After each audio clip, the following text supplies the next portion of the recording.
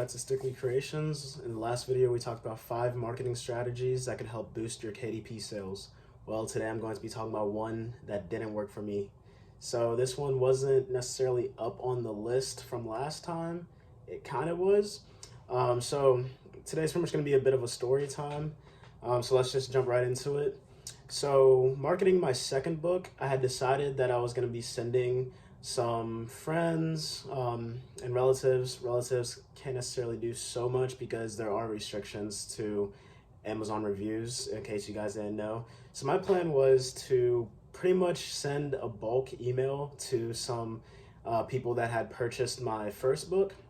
And well, I sent about 40 emails, I want to say.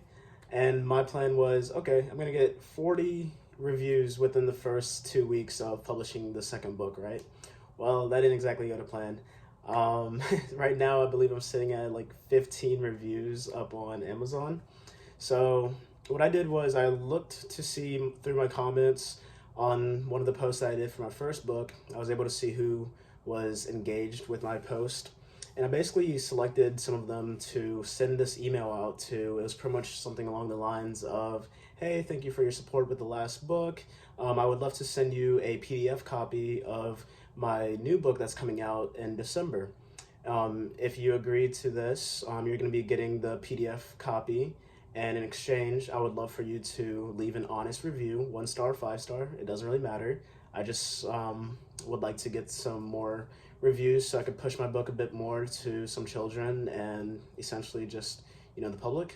So I pretty much explained that 1 star, 5 star, doesn't matter, just as long as they're honest and, blunt, whatever, doesn't really matter. But it kind of backfired because not a lot of people actually, stuck to that agreement, sadly. It was a lot of follow-up that I had to do. It's a lot of follow-up that I still have to do. It was a pretty good experience because it gave me a bunch of introspection just on the book itself and what parts people liked, what parts they didn't before the release. At that point, I had already finished and pretty much gone through the final draft. I was pretty much just changing a couple things, but it still helped with that final draft, right? It was really good to just kind of see that positivity in my book and for everyone to have that relation with the book. Okay, so here's the book that I was marketing, Willie's Worries and Exercises to Conquer Them, right? So this book is pretty much about a worm that sits on Willie's shoulder. It pretty much acts as the anxiety and those negative thoughts for a child. And later on through the book, you find that he has a new friend, and this new friend just kind of introduces him to, the idea that anxiety isn't necessarily so bad, that you shouldn't let it affect you so much. But one of the key things that I wanted to do with this book was I didn't just want to take out, I didn't want to take out the worry worm because, in all honesty, everyone has anxiety, and anxiety isn't always something to be taken with a negative image. Sometimes it's good. Anxiety can keep us safe. So I really just wanted to kind of portray that and allow children to see that. So I had Worry Worm and Happy Hair just kind of in the story together, just kind of acting as co-supporters towards Willie. That was the biggest thing I wanted to do. But back to the review. It just was really nice because people, adults even, and people my age, 19, 20, 21, they just really related to the book, and that's really nice to see because if adults are relating to this and they're basically telling me, oh wow, I wish I had this book when I was a kid, and it just gave me a lot of support and just affirmations, which the book has affirmations in it as well, but it just did a lot for me on that part. But when it came to sales, I don't think it did that much. When it came to sales, not all the ones that read the book actually bought the book, and everyone that said they were gonna leave the reviews didn't leave the reviews. It's a lot of follow-up. Again, I still have to do it even now. So if you're looking on experience when it comes to exposure and just thoughts, a second opinion, it's really nice and can sometimes be good because you get to see those positive results, as well as just other, not even so much negative results, but other opinions that can spark something in you to change something that's going to improve upon your book or even your marketing for it. In the future, I think what I would do with this is really target people who I know are, gonna stick by their word and their agreement, to kind of do this. That's really hard to do, especially at my age, being 19 and the people that I have backing me up. Now, mind you, I had some people that were 19, 20 years old that said they were going to be doing the reviews, but I also had people, throughout my church and schools, that are in their 40s, a little bit older, who agreed to this as well, and some of them still didn't follow through. That's not necessarily on them. I know they're like super busy and everything, so I'm happy that they were able to support my book just by reading it itself. That in itself, I'm really happy with, that they were able to read something that I created, and that they took effort to support me with that. I just wish they would have left the reviews. But there's definitely something to be learned from this.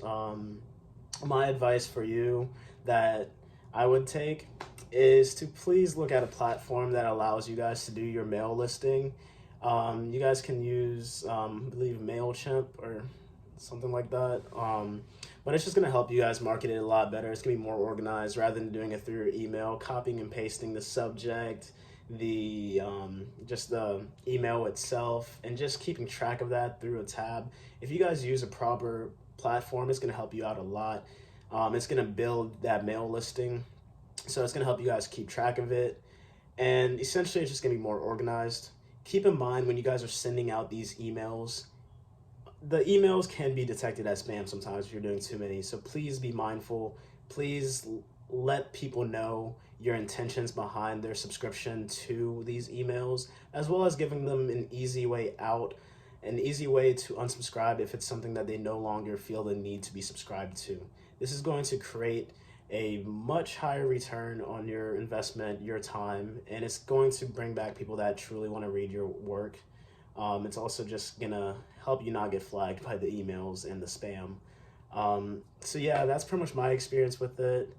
But the part that I did not speak on, I did not only just email some of my friends and people I knew and family, I also contacted some influencers on Instagram.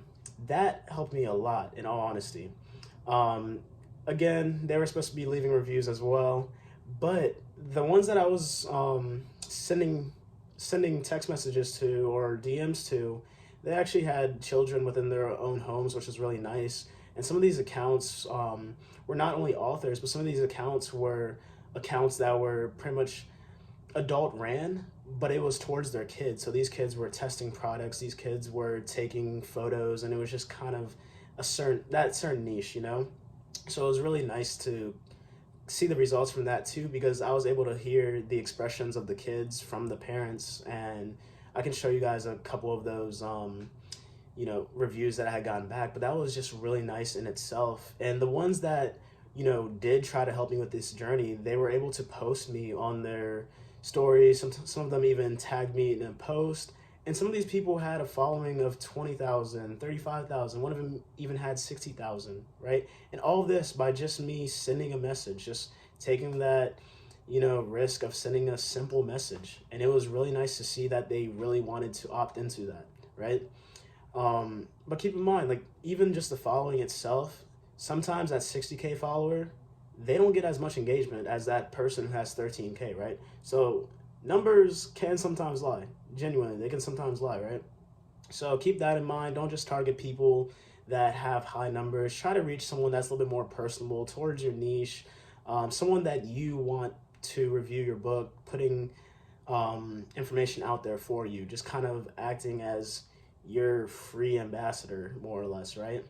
But it was really nice because these influencers were primarily in the UK, and I don't know why. I just contacted someone in the UK, and then I was like, you know what? I would really like to have some of my books over in the UK and just start putting it somewhere else other than America, right?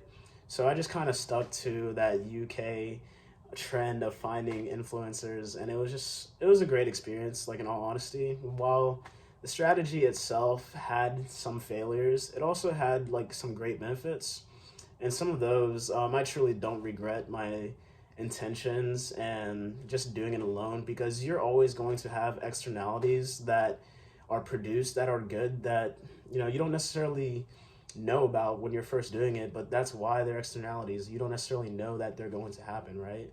So keep in mind that when you're doing this, that it's not always going to work, but you have to try. You have to just expose yourself, put yourself out there, and just see what works for you.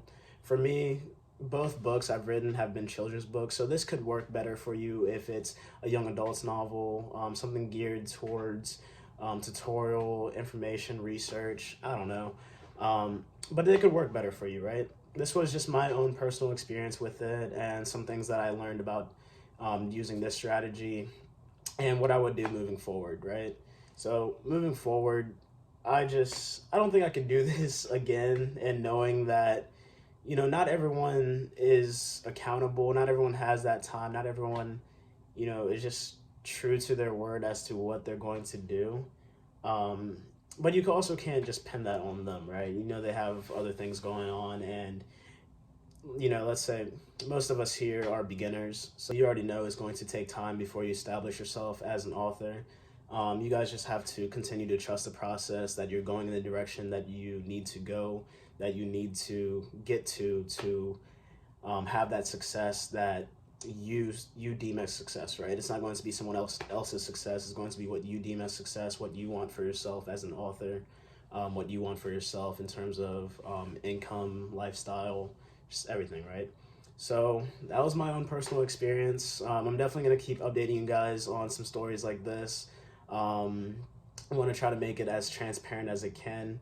I don't want to tell you guys anything that's fake, a lie.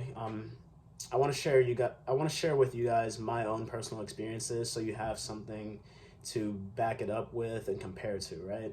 So I hope to keep doing these, and I'll definitely share another story with you guys another time. But for now, see you guys later.